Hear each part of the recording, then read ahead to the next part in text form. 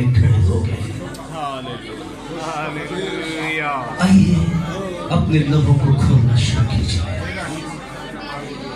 याद रखिए जैसे जैसे आपके लब खुलेंगे खुदा आपको कुव्वत से भर देगा, उसका रूह आपको छू लेगा।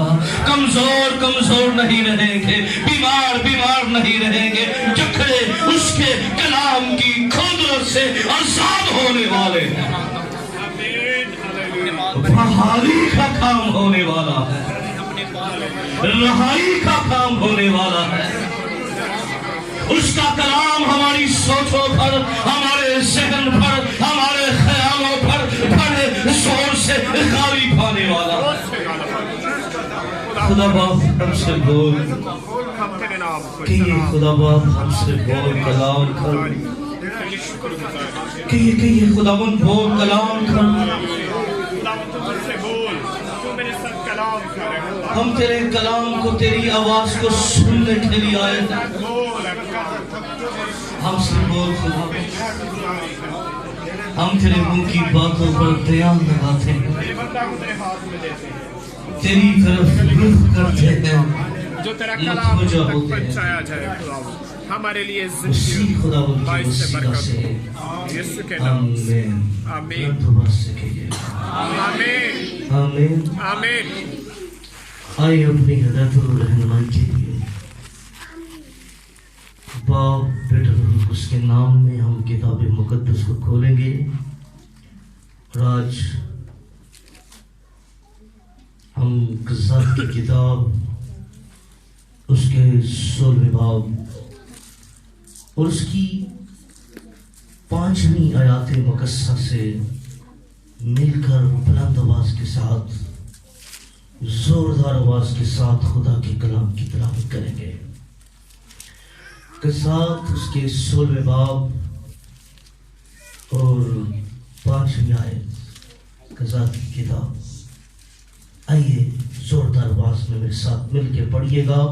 और फलिस्तियों के सरदारों ने उस औरत के पास जाकर उससे कहा कि तू उसे फुसला कर दरियाफ्त कर ले उसकी शाज़ोरी का भेद क्या है, और हम क्यों कर उस पर गालिब आए, ताकि हम उसे बांध कर उसको अज़ियत पहुंचाएं, और हम में से हर एक 1100 चांदी के सिक्के तुझे देगा। आमीन आमीन। किताब मुकद्दस को पढ़ने वाले, सुनने वाले, इस पर अमल करने वाले भाई से बढ़कर दोनों हाथों को उठा के जोरदार आमीन। मैंने बताया ये रस्मी चर्च नहीं, ये रूहानी चर्च है। रूहानी चर्च जोश के साथ खुदा का कलाम सुनता है, हाथों को उठा के आमीन आमीन। आइए बैठिए, तशरीफ रखिएगा। आज हमारा अनवान और मजमून है शाज़ोरी का भेद। अनवान क्या है? बुलंद आवाज से बोलिए, शाज़ोरी का भेद। आज आमीन। तो आज हमारा मजमून है क़ज़ात की किताब के बारे में, इसके टाइम स्पेस के बारे में मैं पहले बात करना चाहता हूँ। याद रखिए कि बाइबल मुकद्दस हमें इस रूहानी सच्चाई के बारे में आगाह करती है कि जब खुदा का बंदा मूसा वफात पा गया तो खुदा ने अपने खादम यशवा को क़यादत बख्शी। क्या की? मूसा के बाद किसको क़यादत बख्शी? और आपको याद होगा खुदावंद ने उसको याद दिलाया कि तू ना दाएं मुन्ना ना बाएं मुन्ना, शरीयत की ये किताब तेरे मुंह से ना हटे। खुदा ने उसको इकबालमंदी और उसके साथ कहा कि जैसे मैं मूसा के साथ था वैसे ही तेरे साथ रहूंगा। और यशवा की क़यादत में ये वादा की सरजमीन मुल्क कुरान, मुल्क मौत जिसका वादा किया गया था, वहां पहुंचे। और आपको याद होगा उस जनरेशन के अंदर सिर्फ 2 ऐसी पर्सनैलिटी थी जो मुल्क कनान में गए। कितने? बाकी सारे ढेर हो गए थे। उनमें कौन कितने लोग थे जो निकले? कितने लोग थे? को क्या क्या नाम है उनके जो पहुंचे? कालिब और यशवा। और कालिब के बारे में खुदा ने कहा मेरे बंदा की तबीयत ही फर्क है। उसकी तबीयत के ऊपर खुदा ने कहा कि उसकी तबीयत में फर्माबरदारी है। और जब हम क़ज़ात की किताब की बात करते हैं, ये किताब जो है ये उस वक्त वकू के अंदर आई, उस वक्त काजियों की हुकूमत रही जब ये वादा की सरजमीन पर उन्होंने कब्जा कर लिया और पहुंच गए। पहली बात, क़ज़ात की किताब कब वकू में आई? जब वो वादा की सरजमीन पर वो पहुंच गए, उन्होंने कब्जा कर लिया। जब ये पहुंचे तो थोड़ी देर ये खुदा के साथ वफादार रहे, थोड़ी देर ये खुदा के साथ चलते रहे। लेकिन जब हम क़ज़ात की किताब उसके दूसरे बाब को जब हम निकालते हैं, क्योंकि खुदा का बंदा यशवा जो है वो 110 बरस उम्र पाने के बाद खुदावंद में सो गया। कितनी? 110 बरस उम्र पाने के बाद खुदावंद में सो गया। यशवा की किताब उसके क़ज़ात की किताब और उसके दूसरे बाब को मेरे साथ निकालिएगा और उसकी 6 आयत जरा पढ़िएगा, जिसको भी मिल जाए। क़ज़ात और जिस वक्त योशुआ ने जुमात को रुखसत किया था, तब बनी इस्राएल में से हर एक अपनी मुराद को लौट गया था, ताकि उस मुल्क पर कब्जा करे। अब मुल्क पर कब्जा हो गया। आगे और वो लोग खुदावंद की परस्तिश योशुआ के जीते जी और उन बुजुर्गों जरा ध्यान से सुनिएगा क्या लिखा है। वो लोग खुदावंद की परस्तिश यशवा के जीते जी और जीते जी करते रहे। अब ये जब ये पहुंचे तो यशवा जब जीता था, बुजुर्ग जब जीते थे, तो ये क्या करते रहे? खुदावंद की परस्तिश करते रहे। कब तक करते रहे? जब तक इनको क़यादत मिली। आज हमारी क़यादत के अंदर अगर हमारी क़यादत है, और स्पेशली जितने हम बड़े लोग हैं, हम पर लाजुम है कि हम अपनी क़यादत में अपनी नस्लों को खुदावंद के घर में लेकर आए। बात पता नहीं कम से कम साढ़े जीते हैं, खुदा ना चलो साढ़ियां नस्ल बाद में तो अपना फैसला है। लेकिन याद रखिए ये बुजुर्ग क्यों खुदावंद के साथ चलते थे, और जो बाद में नस्ल थी उसने अपनी जिम्मेदारी पूरी ना की, इन्होंने अपनी जिम्मेदारी पूरी की। इन्होंने क्यों ये खुदावंद की इनके जीते जी लोग खुदा की परस्तिश करते थे, उसकी बड़ी वजह क्या थी? आगे 7वीं आयत को दोबारा पढ़िए। और लोग खुदावंद की खुदावंद की परस्तिश योशुआ के जीते जी और बुजुर्गों के जीते जी करते रहे, जो योशुआ के बाद जिंदा रहे। अब यशवा के बाद जो बुजुर्ग जिंदा थे, उन्होंने लोगों को खुदा की परस्तिश की तरफ माइल किया, और जिन्होंने खुदावंद के सब बड़े काम जो उसने बनी इस्राएल के लिए किए दिखाए थे। और नून का बेटा योशुआ खुदावंद का बंदा 110 बरस का होकर रक्षक कर दिया। अब देखें यशवा के बाद जो बुजुर्ग थे, उन्होंने खुदा की परस्तिश करने के मामला, क्योंकि उन्होंने खुदा के काम देखे थे। क्या किए थे उन्होंने? इसलिए वो खुदावंद की परस्तिश जो है वो करते रहे। और आज यही वजह है कि जब लोग चर्च नहीं आएंगे, खुदावंद को नहीं जानेंगे, हमारी नस्लें खुदा को नहीं समझेंगी, तो याद रखिए वो खुदावंद की परस्तिश नहीं करेंगे। खुदा की परस्तिश वही कर सकते हैं जो खुदा को जानते, उसके कामों को जानते हैं। और जानेंगे कहां से? चर्च स्कूल होता है। एक मसीही चर्च के बगैर एक मसीही नहीं हो सकता। वो कभी खुदा के कलाम की वाकफियत के भेदों को जान नहीं सकता। इसलिए जब ये बुजुर्ग भी चले गए,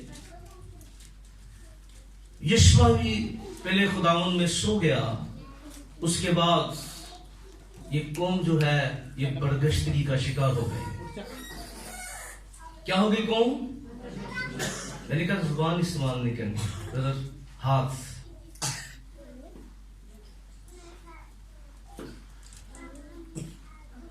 ये इस कदर खुदा से दूर हुए, इसका रिजल्ट क्या निकला बरगश्तगी का?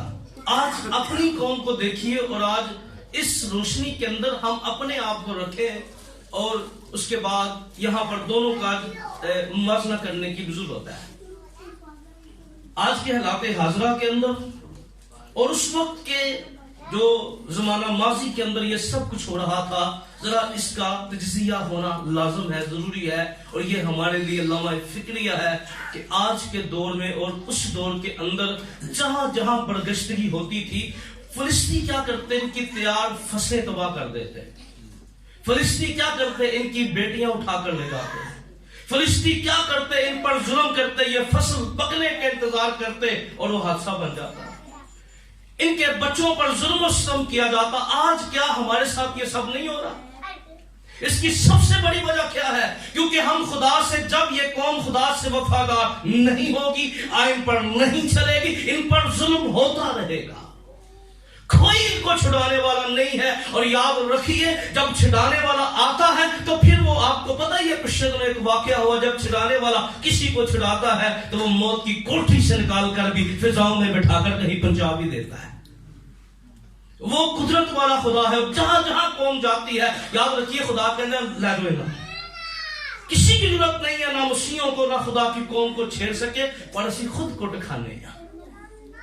हम खुदा की नाफरमानी करते हैं, बरगश्तगी को अपनाते हैं, खुदा के आइन से मुनहरफ हो जाते हैं, कलाम की सच्चाइयों से दूर चले जाते हैं। उसका रिजल्ट क्या होता है?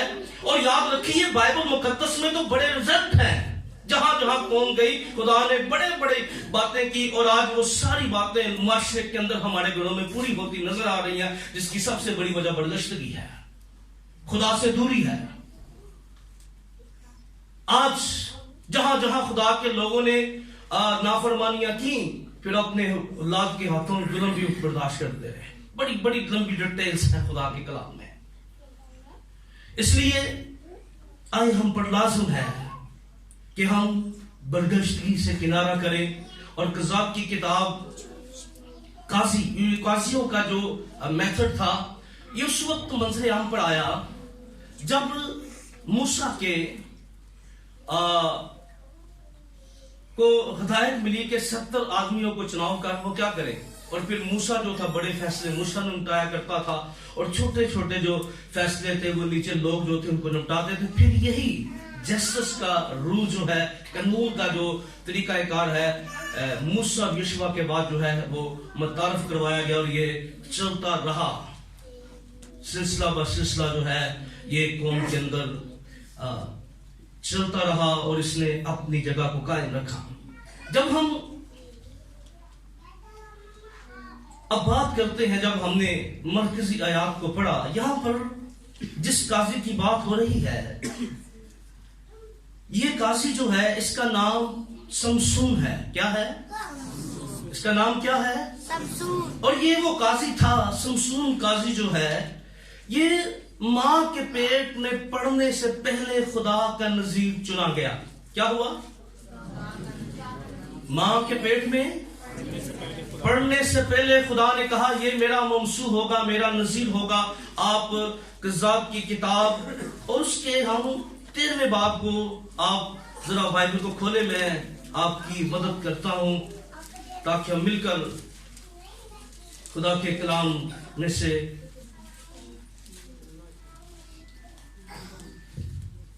ओके 13वीं आयत में लिखा, और बनी इस्राएल ने फिर खुदावंद के आगे बदी की। ओके, आपने कोशिशें करनी है। मैंने लास्ट टाइम भी कहा था, बच्चों को थोड़ा सा पीछे लेके जाना है। अच्छा, अभी ये मैसेज लाइव चलता है, पूरी दुनिया में देखा जाता है, तो मैं बड़ा कोशिश करता हूँ ऐसे कमेंट्स ना दूं, लेकिन बाद में बताऊंगा कि आपने नेक्स्ट चीजें क्या करनी है। इन बच्चों को पीछे जब ले जाए।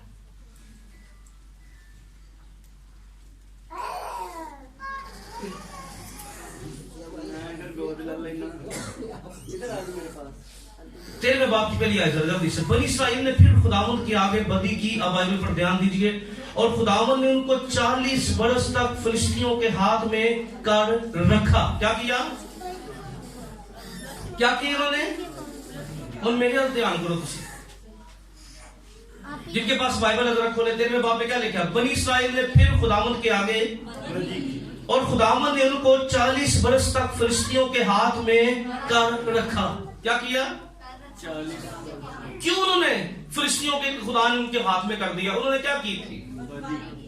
उन्होंने बदी की थी। और याद रखिए, जहां जहां बदी आएगी खुदा फिर हमें गैर कौमों के हवाले कर देना, करो जो मर्जी कर।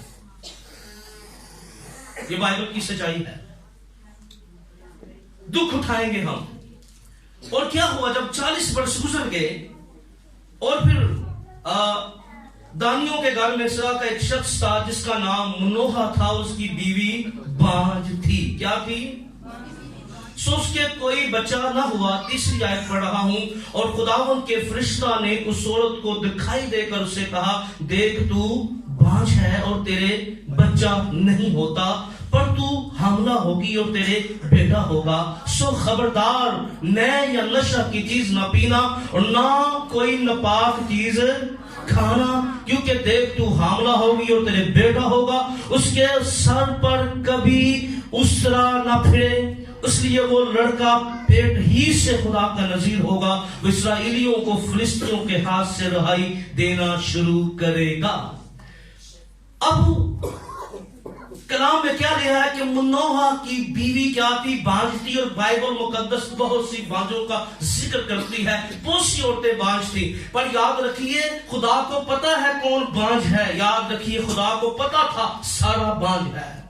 खुदा को पता था राहुल बांझ है। खुदा को पता था जकरिया की बीवी लिशबा बांझ है। और बाइबल मुकद्दस बयान करती है खुदा को पता था हन्ना बांझ है। लेकिन देखिए क्या बात है, जब खुदा ने उन बांझ औरतों को, उनकी नस्लों को किस कदर ब्लेस किया। आमीन। किस कदर खुदा ने उनको बढ़ाया। और कलाम यहां भी बयान करता है कि मनोहा की बीवी शमशून की मां बांझ थी। और खुदावन ने बड़ी जबरदस्त नसीहत भी की, क्योंकि शरीयत की किताब के अंदर ममसूह के लिए लाजम था। ये जितनी बातें हैं गिनती की किताब में आपको मिलेगी। शरीयत में ममसूह के लिए लाजम था कि वो मैं नशा करने वाला ना हो। क्या ना हो? बड़ी डिटेल खुदा ने दी थी। काहिन के लिबास के ऊपर, उसके पहनने ओढ़ने, उसके किरदार पर लंबी डिटेल आपको शरीयत में मिलेगी। और इसी की पासदारी के अंदर ये जो बातें हो रही हैं, ये वो सारी डिटेल सी गिनती की किताब के अंदर ये आपको मिल सकती है, जहां पर खुदा ने ये बातें काहिन के लिए कही थी, ममसूह के लिए कही थी। अब जब इस औरत को पैगाम मिला, गिनती आप 6 बाब की 2 से 5 नोट कर लें, इसको पढ़ेंगे नहीं, इसके साथ रिलेटेड है, इसको नोट कर दीजिएगा। अब जब इसको पैगाम मिला तो एक ममसूह बच्चे को पैदा करने वाली है, जो क्या करेगा? फिलिस्तियों के हाथ से रिहाई देना शुरू करेगा। क्या करेगा? फिलिस्तियों के हाथ से रिहाई देना। तो ये खबर लेकर जब ये अपने शोहर के पास गई तो अच्छा चले, अगर देखें हम बाप होने की स्थिति से कई सालों के बाद खुदा किसी को खुशी दे और उसको पता लगे तो उसका रद्देमल क्या होगा? रिएक्शन होगा की होगा। हर बंदे का मतलब पड़ेगा रिएक्शन के टॉप कमाल जाफरीन है मनोहा के ऊपर। भाई इस शख्स ने क्या किया? इसको जब खबर मिली, खबर से खुशी तो इसको हुई, पर इसने अगला काम क्या कर दिया? जरा समझिए इस बात को। बहुत से लोग जो हैं वो खुदा से बेटे तो मांगते हैं, पर गलियों में वाड़ा फिराने के लिए और चौकों पे खड़े करने के लिए खुदा से बेटे ना मांगिए। मांगने हैं तो खुदा के काम के लिए मांगिए, गिरेबान खिंचवाने के लिए नहीं। याद रखिए क्या वजह है? अफरीन है ऐसे बाप के ऊपर जिसकी देखें क्या रवैया इसका है। जब उसको खबर मिली तो ये आज हमें पता लगेगा, हमारे चक्कर बाजारों के लगना शुरू हो जाएंगे खुशी के साथ, जनाब ये वो आम शब। लेकिन ये क्या कर रहा है? क्या रिएक्शन इसका है? जरा इस पर गौर कीजिए। 6ठी आयत में लिखा है, उस औरत ने जाकर अपने शोहर से कहा, एक मर्द खुदा मेरे पास आया, उसकी सूरत खुदा के फरिश्ता की सूरत की तरह नहायत मुहीब थी। और मुहीब के बारे में हमने भी बात की है। और मैंने उससे नहीं पूछा। मुहीब का मतलब खौफनाक या हैरत अंगेज भी होता है उर्दू लगात के अंदर। मैंने उससे नहीं पूछा कि तू कहाँ का है, ना उसने मुझे अपना नाम बताया, पर उसने मुझसे कहा देख तू हामला होगी और तेरे बेटा होगा। उसने पूरा पैगाम दिया, सो तू मैं यहाँ नशा की चीज ना पीना, ना कोई नापाक चीज खाना, क्योंकि वो लड़का पेट ही से मरने के दिन तक खुदा का नजीर रहेगा। अब ये पैगाम उसने सुना, उसने किया, तब मनोहा ने खुदावंद से दरखास्त की। क्या की? जब इसको खबर मिली, इसका रद्द अमल देखिए जरा, बड़ा बाकमाल है, आफरीन है ऐसे बाप के ऊपर जिसके अंदर एक स्पिरिचुअल रवैया जो है वो बाहर नुमाया हो रहा है। और तब मनोहा ने खुदा मुझसे दरखास्त की और कहा, ऐ मेरे मालिक, मैं तेरी मिन्नत करता हूं कि वो मर्द खुदा जिससे तूने भेजा हमारे पास फिर आए और हमको सिखाए कि हम उस लड़के से जो पैदा होने को है क्या करें। उन्होंने तरबियत की फिक्र पै गई है। कितनी फिक्र पै गई है कि खुदा दा सिर तरबियत किस तरह करनी है। मैंने कहा आफरीन है ऐसे बाप के ऊपर। इतने बेटे मंगना से लोड़ तोड़ जाने हैं कि 5 मिनट घर कट के तरबियत नहीं ऐसा करती। पर क्या आफरीन अभी बच्चा हुआ नहीं है? पर कहते हैं खुदावन पहले मुझे बता, उसको भेज, मुझे बताए मैं अपने बेटे की तरबियत का किस लेवल पर करूंगा, क्या मेयार होगा तरबियत का। ये एक स्पिरिचुअल बाप की बड़ी जिम्मेदारी यहां अक्स कर दी गई है, तरबियत का मेयार। इन दिनों हम बात करेंगे फैमिली तौर के ऊपर बाप की जिम्मेदारी आने वाले दिनों में, बेटी की जिम्मेदारी, बाप के फराइज, मां के फराइज, इसी राइज के ऊपर हम खानदानी आगे सरगम शुरू करने वाले हैं। आज उन्हें बाइबल और बाइबली बिल्कुल मैं उस पर तफसीर नहीं करूंगा, सिर्फ आप खुद ही समझते जाएंगे। मैं बाइबल की आपको सिर्फ उसके साथ जो रिलेटेड चीजें होंगी उनका बयान करूंगा आने वाले दिनों में। और ये एक सेमिनार होगा, चर्च की इबादत नहीं आप समझ ले, सेमिनार होगा जिसमें हम सब अपने आप को जज भी करेंगे, क्योंकि मैं भी बाप भी हूँ, बेटा भी हूँ और भी जिम्मेदार, मेरे ऊपर भी कुछ जिम्मेदारियां, उन सारी बातों पर खुल के आने दिनों में बात करने वाले हैं। तो यहाँ पर एक तरबियत का जो रवैया नजर आया। उसने कहा खुदावंद तू बका उसको भेज, हमें सिखाए, हम उस लड़के के साथ क्या करें।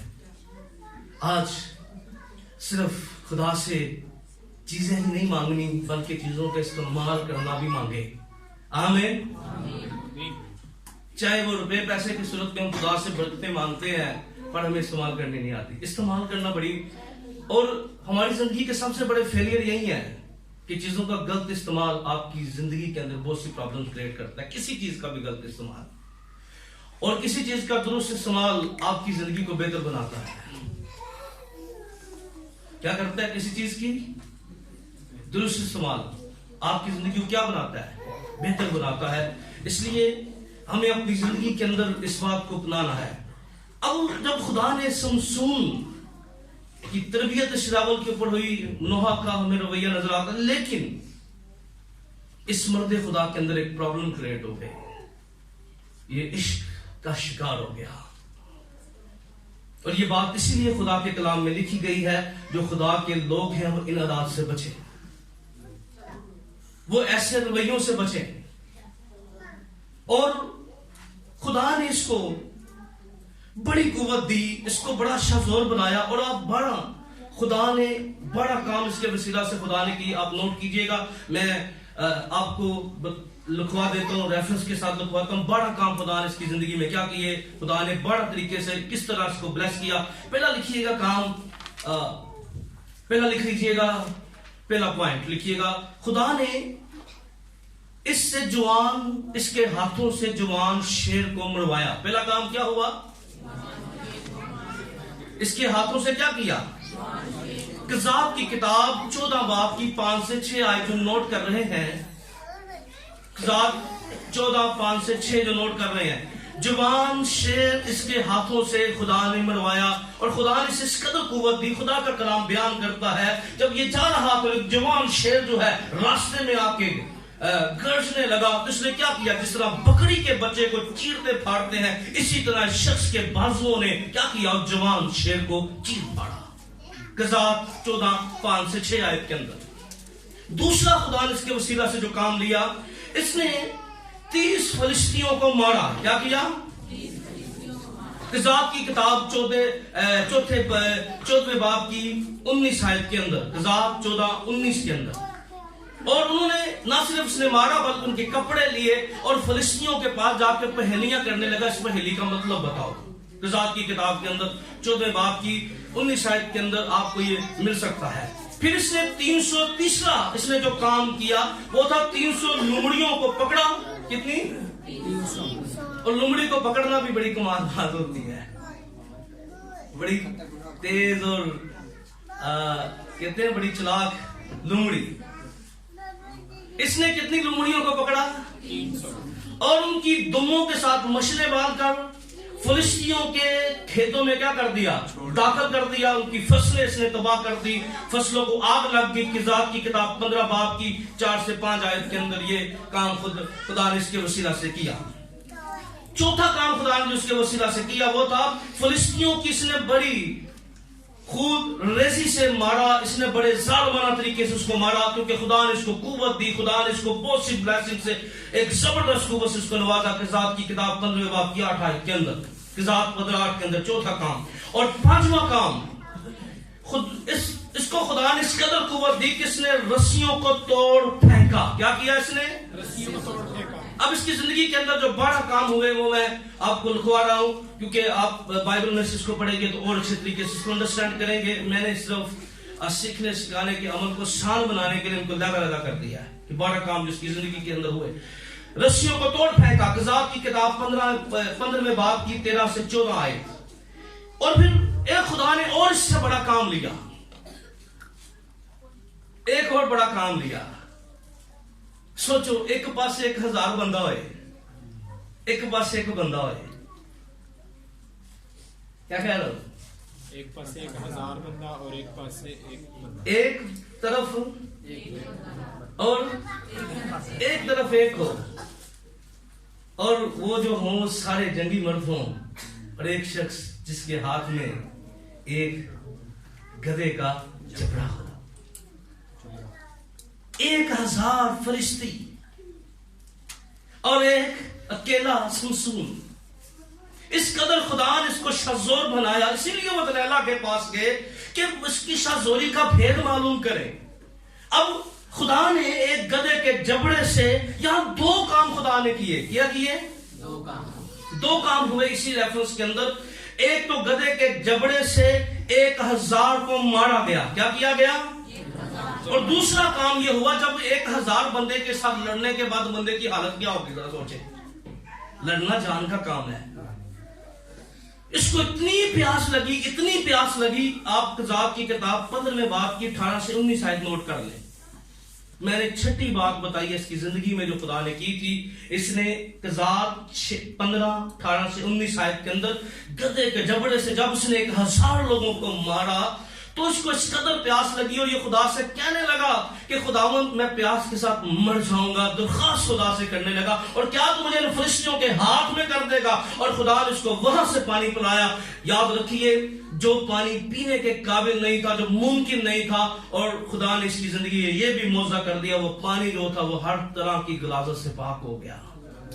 और मैं आपको बताऊं, जब खुदा से हम दरख्वास्त करते हैं तो बहुत सारी ऐसी बीमारियां जो गलाजत का सबब बनती हैं, खुदा उनको भी रिलीज करना जानता है। बोलिए आमीन। खुदा नामुमकिन को मुमकिन कर सकता है। यहाँ 2 बड़े काम है। इसी के साथ छठा, 7वां, गजा शहर के गेट को उखाड़ डाला। इसने क्या किया? शहर के गेट को। अच्छा, माड़ा जो दरवाजा है तो उन 50 से सियानियां तो लैके सुबह तो लैके शाम तक बंदा लगा रहता है। पतला जो है, पतली जी चादर का दरवाजा है, उनको तो सीधा करना पै ना, घर तो पूरा दिन मिस्त्री ले लेगा तोड़न दे। पर ये शख्स इस कदर खुदा ने इसको शाजोर बनाया। 7वीं बात, इसने गजा शहर के एक बड़े गेट को उखाड़ा, और कलाम बयान करता है इसने बैंडों समेत उखाड़ दे। उसके साथ जो पट्टियां अंदर थी वो भी उखड़ गई हैं। और ऐसे उखाड़ने के बाद इसने क्या किया? उसको उठाया अपने वजनी दरवाजे को, जिसको कई लोग खोलने के लिए जोर लगाना पड़ता था, बंद करने के लिए जोर लगाना पड़ता था, पर खुदा ने इस कदर इसको ताकत और कुव्वत से मामूर किया। इसने गजा शहर के गेट को उतारा, उखाड़ दिया, उसके बैंडों समेत इसको उठाया, और उठाने के बाद फिर पहाड़ की चोटी पर जाके खड़ा हो गया। कहां खड़ा हो गया? पहाड़ की चोटी। कज़ात 16:7 में नोट कर लीजिएगा। आठवां काम नोट कीजिएगा। जब फिलिस्तीनियों ने साजिश की, और याद रखिए जहां हमारे खिलाफ साजिशें हों अपने रवैये ना खराब करें। आपको पता है खुदा के लोगों के खिलाफ हमेशा साजिश होती रही है। दानियल के खिलाफ साजिश हुई कि क्या करता है ये, खुदावन की इबादत करता है, तेरे हुक्म को नहीं मानता, और शिकायत लेकर कहां चले गए? कहां चले गए? उस वक्त के हो सकता है आपकी शिकायत में भी लोग खेत को लेकर चले जाए। साजिशों में घबराना नहीं है, घबराना नहीं है साजिशों में। हमारे रवैये देखिए, दानियल के जब साजिश हुई उसको शेरों की मान में डाल दिया गया और भूखे शेरों में डाल दिया गया। पर शेरा में भी पता नहीं, क्योंकि खुदा के कलाम की लिखा है साधक शेर बबड़ की माहिर है। उन्हें कहीं भी शेर साढ़े तो बढ़ा है। और क्या हुआ? उनको चीन फाड़ने की बजाय लिखा जो बादशाह के दिल में बेचैनी पैदा हुई, वो दानियल की शेरों की मान पर कहने लगा, ऐ दानियल मर्दे खुदा। तो दानियल ने की क्या? मुसोट के पहले ये कहा उसने? जरा बोले कर ले अपना काम, ये बोला उसने? कहता है बादशाह सदा जीता है। यह एटीट्यूड है, क्या रवैया है, कोई मनफी बात नहीं निकली। ऐसा बाकमाल अंदाज क्या है? जब आपके खिलाफ साजिशें हो, हमारा रवैया, खुदा के लोगों वाला रवैया होना चाहिए। और फिलिस्तीनियों ने साजिश की और दलैला ने इसको 7 हरी हरी बैदों से बांधा। और पुराने बाबे थे बैठे ने बैदे, समझिए जरा बैदे होती क्या है? एक रस्सी पापल तोड़ दी, इतनी स्ट्रॉन्ग रस्सी होती है, पर खुदा ने इसको कुव्वत दी और इसने 7 इकट्ठी रस्सियों को क्या किया? इसने बैदों को तोड़ दिया। कज़ात 16:8-9 आयत के अंदर। फिर नवा काम खुदा ने इसको कुव्वत दी करने के लिए वो था, इसने नई रस्सियों को तोड़ डाला। कज़ात 16:11 से 12 आयत। कज़ात 16। शमसून ने, खुदा ने 10वां इसकी जिंदगी में ये काम किया। इसने अपने बालों के साथ, ये जरा हवाला पढ़ लें, कज़ात 16:14। इसी के अंदर अभी आगे जो हमने निकाला था आयत 16:14, जरा इसको पढ़ लें।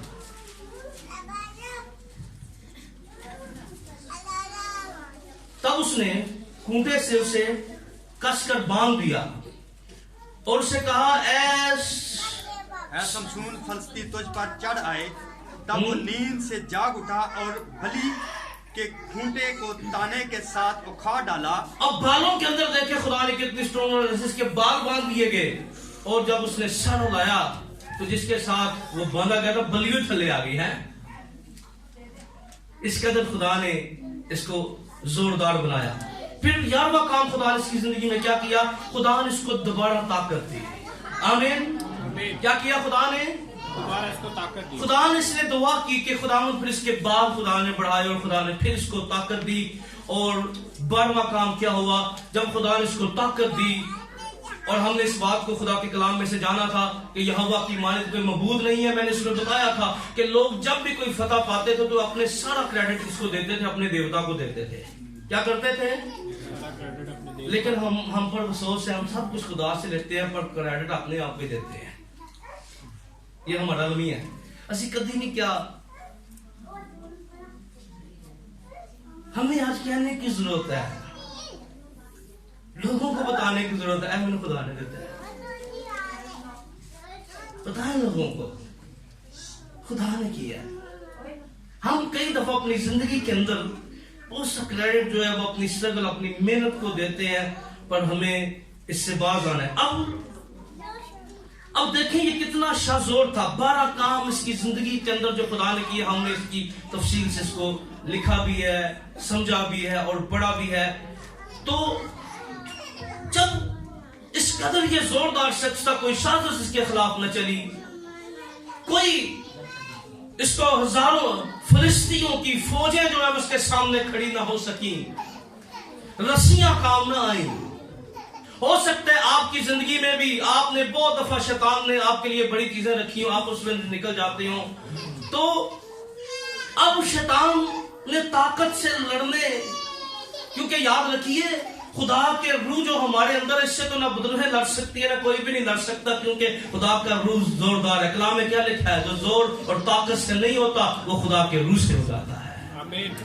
आमीन। जरा बुलंद आवाज से बोलिए क्या कह रहा हूं, जो जोर से और ताकत से नहीं होता वो खुदा के रूह से हो जाता है। और याद रखिए, अब खुदा का रूह जब इस पर ठहरता था तो ये हजारों फिलिस्तीनियों को मार देता था। खुदा का रूह इस पर ठहरता था तो ये गेर जो है बैंडो समेत उखाड़ देता था। खुदा का रूह इस पर ठहरता था तो ये जवान शेर को बकरी की तरह चीर फाड़ता था। खुदा का रूह इस पर ठहरता था तो जोरदार रस्सियां टूट जाती थी। खुदा का रूह इस पर ठहरता था तो ये फिर वो काम वकूफ के अंदर आते जो एक इंसान कर ही नहीं सकता, जो एक इंसान कर ही नहीं सकता। लेकिन खुदा का रूह हमसे वो भी करवा लेता है जो हम नहीं कर सकते। पर खुदा का रूह हमारी कुव्वत है। आमीन। अब इसके साथ क्या खुद का प्रॉमिस क्या था, इसको एक कानून इसको क्या दिया गया था, क्योंकि हम शाहजोरी के बेद के ऊपर बात कर रहे हैं। और इस काजी की कितनी लट्टें थी? 7 लट्टें। कितनी?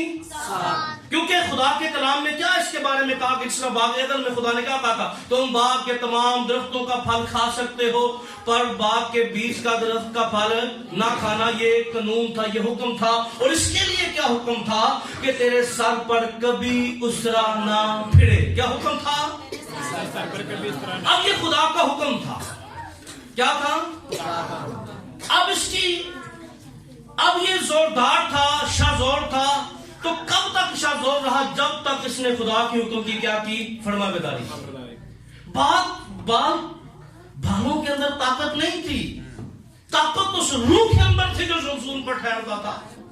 ताकत तो उस रूह के अंदर थी जो शमशून से वो कुछ करवा लेता था जो वो कर नहीं सकता था। क्योंकि जब रूह जुदा हो गया तो शमशून वही सी ना है, अखा कर दिया गई हैं कसीट के मंदिर से है। तो लोगों ने अपने देवता को, तो याद रखिए वही शमशून था ना, शमशून बदला तो नहीं था, कद भी वही था सारा। लेकिन याद रखिए असल में ताकत जो थी वो खुदा के रूह के अंदर थी। और खुदा का रूह फरमाबरदारों पर ठहरता है। हालेलुया। जरा जोरदार हालेलुया। आमीन। खुदा का रूह किन पर ठहरता है? और आपको याद होगा कि शाऊल जैसा शख्स जो है वो बादशाह जंग में आगे चला की जाया करता था, लेकिन जब खुदा का रूह जुदा हो गया बंद कमरे में महदूद हो गया। आज पहली बात शाहजोरी के बेद को समझिए। अगर हम शाहजोर होना चाहते हैं तो याद रखिए इसके बालों में ताकत नहीं, इसकी 7 लट्टों में ताकत नहीं थी। आज भी दलैला कई तरह से हमारी जिंदगी पर हमला करती है। ये दलैला मोबाइल भी हो सकता है, ये दलैला गंदी सोच भी हो सकती है, ये दलैला चंद रुपए भी हो सकते हैं जिसकी खातिर हम इबादत छोड़ दें हैं। याद रखिए ये दलैला कई तरह से हमारी जिंदगी पर असरअंदाज हो सकती है। हमारे काम भी कई दफा हमारी दलैला बन जाते हैं। आज इब्लीस जो है, क्योंकि याद रखिए इब्लीस को पता है अगर खुदा का रूह इनके अंदर होगा, खुदा का रूह इन पर ठहरा होगा, ये खुदा के रूह से मामूल होंगे। और याद रखिए क्योंकि खुदा का रूह जो है वो उन्हीं को ब्लेस करता है, उन्हीं पर ठहरता है जो फरमाबरदारी करते हैं। क्योंकि इब्लीस को पता है। और आपको याद होगा गैर कौम का नबी जो है जब उसको बुलाया गया, बलाम को बुलाया गया ताकि वो खुदा के लोगों के खिलाफ लानत करे, तो कलाम क्या बयान करता है? वो दुआ, वो लानत करने के लिए बैठकर वो अल्फाज बदल जाते थे। तो उसने आखिर में क्या कहा? इन पर अफसूल नहीं चलता, इन पर जादू नहीं चलता, क्योंकि इनमें नुक्स नहीं है। और याद रखिए जादू टूने तवीज भी होते, चल जो साढ़े नुक्स सुनेंगे। अगर हमारी जिंदगी के अंदर नुक्स नहीं है तो मैं आपको बताऊं दुनिया का कोई जादूगर पर हमलावर नहीं हो सकता, कोई बदरू हमारे घर में नहीं घुस सकती। अगर जिंदगी के अंदर उसी पर स्पेल चलता है जहां नुक्स आ जाते हैं, जहां ऐब आ जाते हैं। इसलिए क्या उनको कहा? कहता है इनमें नुक्स नहीं है। पहले गुलाम ने कहा कि नुक्स पैदा करो, जब बदकारी ते जनाकारी लेके जाओ, जो गए ना बदकारी ते जनाकारी फिर पेंदी शिकोट है तो कैसी पई फिर तरीक गवाह है बाइबल की, तरीक गवाह है कि फिर उनके साथ जो होता रहा वो हैरानकुन था।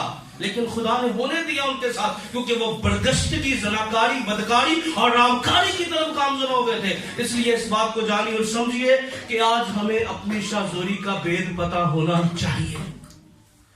आपकी शाहजोरी पकीजगी में है तो आए अपनी पकीजगी को खराब ना होने दीजिए।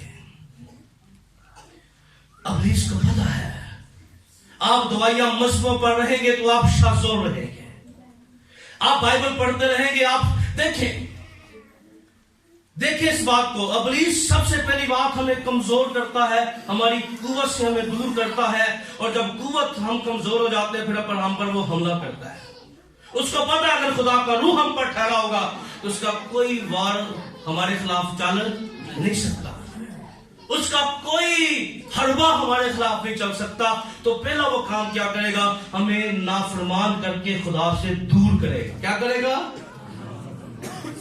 क्या करेगा, फिर पैकेट की तरफ लगा देगा। पहले दूर करेगा तो फिर पैकेट, वो दूर करेगा दुआ से, दूर करेगा आपको बाइबल स्टडी से, दूर करेगा आपको ईमान से। पर याद रखिए अगर हम फरमाबरदार होंगे तो फिर हम गालिब आने वाले बन जाएंगे। हालेलुया। आज इस 2020 के अंदर अगर आप शाज़ोर होना चाहते हैं तो सुमसूम के बारे में क्या खुदा का कलाम बयान करता, उसने उस गजा के फाटक को बैंडों समेत निकाल दिया। आज शैतान ने जो आपके लिए फाटक बंद किए हैं वो उखाड़े जा सकते हैं खुदा के रूह की कुदरत से। आज बंद फाटक जो है खोले भी नहीं जा सकते, उखाड़े जा सकते हैं अगर खुदा का रूह हम पर होगा। आज वो कलाम में क्या लिखा है, शैतान को वो शेरे बब्बर की मानिंद, किसकी है नहीं। ओ अच्छा, वो कहानियां पढ़ते थे ना, एक गधे ने शेर का लिबास पाए चक्कर थे, पर वो दौड़ता फिरता है, और जब पहला काम उसका खुदा से दूर करना है। याद रखिए आज हमें उन चीजों से किनारा करना है जो हमारी कुव्वत को कमजोर, हमें कमजोर कर रही है, रूहानी तौर पर। क्या कर रही है, रूहानी तौर पर हमें जो वीक हमें कर रही है, जो हमें रूहानी तौर पर खुदा से दूर कर रही है। और ये काम उसने कैसे किया, उसने काम क्या किया, दलैला ने पहले उसके भेद को जाना कि ये शख्स क्यों, उसने बार बार किया और वो बार बार कुव्वत में था। आखिरकार जब उसने बता दिया कि मेरी कुव्वत का भेद क्या है, खुदा की फरमाबरदारी में है कि मेरे सर पर कभी उस तरह ना फिरेगा। अब उसने उस तरह फिरने के लिए क्या किया, शैतान भी सानू उस तरह फिरना से ना पहले बड़ा ख्वाब खांदा है, कहता तू ख्वाब देखते सो जा, ये तो जो उठेगा ना तो फिर तेरा तमाशा पूरी दुनिया देखेगी, हर गल च तेरी गल लगी, देखिया यो सुनांदा है, फिर तमाशा बनांदा है, फिर लोग पहले ख्वाब दिखा के उसको सुला दिया। और मैं हमेशा कहता हूँ, बहुत से लोग जो है, अक्सर लोग कहते हैं भाई साहब नींद बहुत आती है दुआ दे टाइम, तो मैं कहता हूँ नींद आने की सबसे बड़ी वजह दुआ के टाइम, ये दुआ में यही है। आपको याद होगा यूना जब नाफरमानी करके गया तो क्या कर रहा था, तो उत्ते क्यों हो रहा, वो थले सो रहे तो उतले की कर रहे सा, उत्ते अपने मबूदा में पुकारो की कर रहा से, और बोले क्या कर रहा था, ऊपर वाले क्या कर रहे थे, दुआ कर रहे थे। ऊपर वाले क्या कर रहे, नीचे वाले हैं।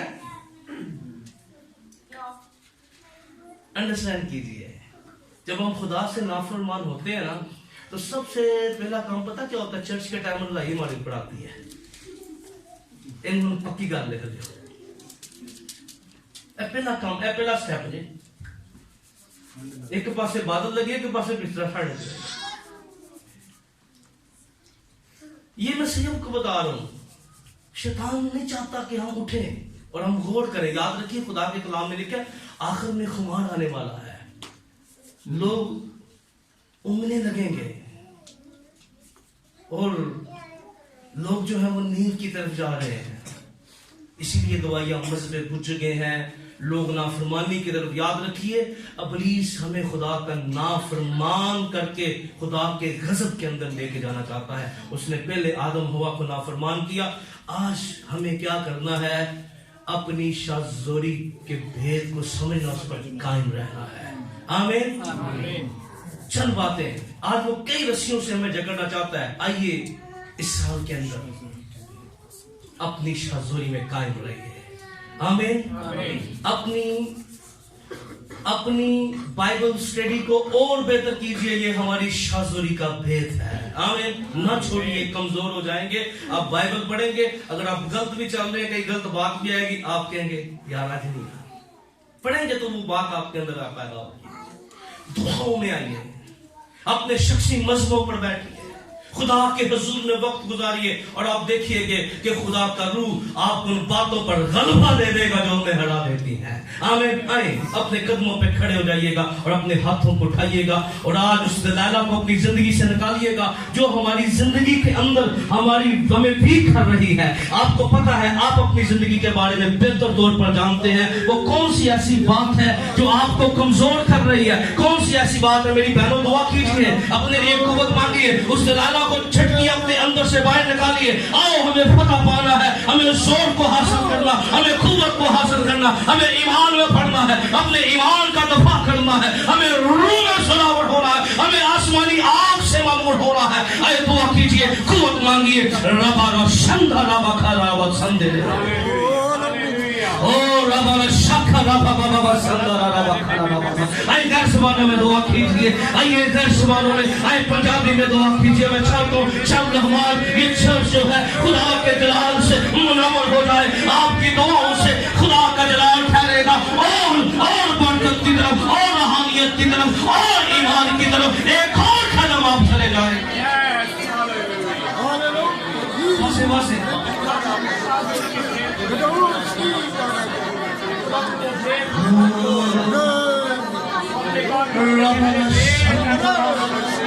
मेरी बेटी कौन सी चीजें तुझे कमजोर कर रही है?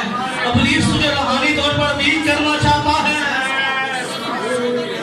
वो तेरी कुव्वत को तुझसे छीनना चाहता है। और खुदा ने कहा जब तुम्हें कुव्वत का लिबास दूंगा मैं अपना रूह तुमको दूंगा। हमारी कुव्वत रूह उसकी कुदरत से है। अगर फरमाबरदार रहेंगे, ईमान पर कायम रहेंगे, खुदा का रूह एक नया जोर देता चला जाए।